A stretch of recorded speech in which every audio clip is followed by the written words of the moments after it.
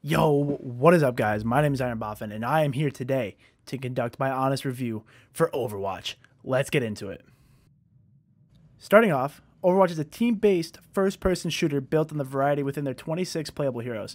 With an ever-growing roster, these heroes accommodate for every playstyle, ranging from pinpoint accuracy to split-second decision-making. Within this diverse hero selection is surely a character that feels as if it were designed for you. While lacking a formal story mode, Blizzard has been able to instill a sense of lore and backstory into each of their characters through efforts like their animated shorts. Each character has a past that led them to the Overwatch program, either fighting for them or against them. It is this past that enables the player to form a bond with their favorite heroes and keeps them loyal to the game.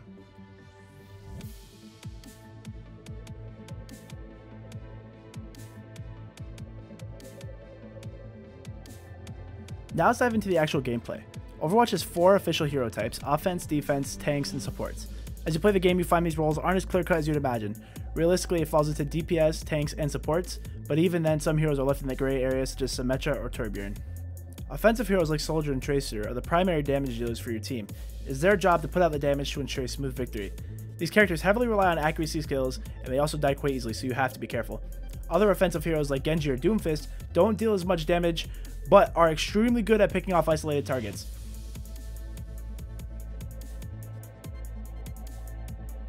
Then there's Junkrat, who's, he's Junkrat.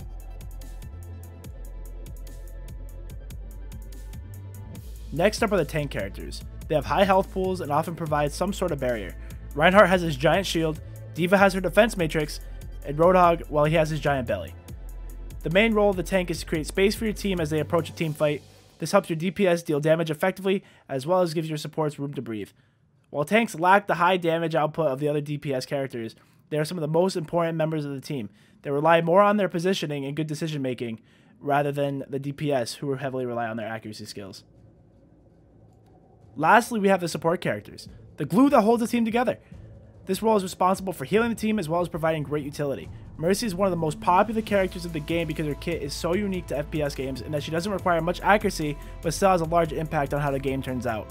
She can heal, damage buffer targets, or she can even bring them back from the dead if they die early on in a fight. Other support characters include Lucio, aka the King of Boops. We have Ana, Zenyatta, and Moira. All these characters not only heal a team but also provide unique abilities that can swing a team fight in your favor. Now that we understand the roles in the game, let's talk about how it's actually played. Overwatch has 4 objective-based game modes. Control, which is like King of the Hill, where each team fights to control the point until their score hits 100. These are of a best 2 of 3 rounds. There's Assault, which is better known as 2CP, where the offensive teams attempt to take control of 2 control points from the defensive team. The teams then swap sides after each round. And then there's Escort, which requires the team to accompany a payload to 3 checkpoints. The team that pushes the payload the farthest wins. And finally, there's a hybrid mode, which is a mixture of Assault and Escort. 1 control point must be captured, and then you escort the payload to the checkpoints.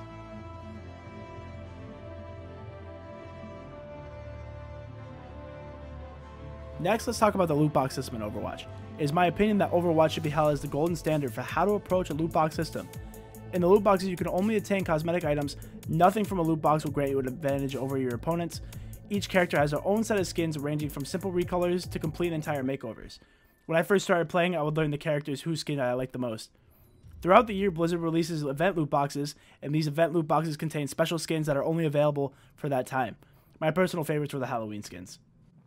Let's finish the review by talking about the various ways you can play this game.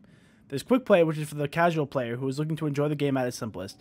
In this mode, teams typically aren't coordinated nor are they well made, but the point of this mode is to have fun, so I highly suggest playing with friends as it's a great way to spend your evening. Next, there is the Arcade. Here you can play various game types like the free-for-all deathmatch, team deathmatch, or whatever concoction they come up with at Blizzard. There are also rotating game modes which add a bit of variety to the game. Finally, there's competitive mode.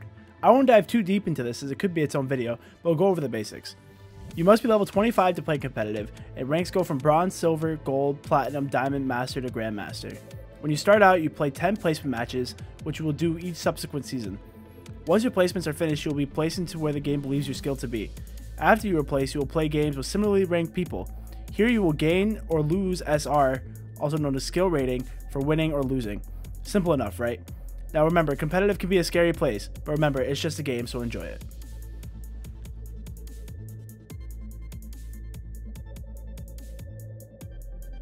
And there you have it, my review on Overwatch. If you guys enjoyed, please leave a like down below, as these videos do take me quite a long time to make. And leave me some suggestions for the next game you want me to review. It's been a lot of fun to make this. I'd be happy to make some more. Anyway, guys, I'll catch you guys on the next one. Peace.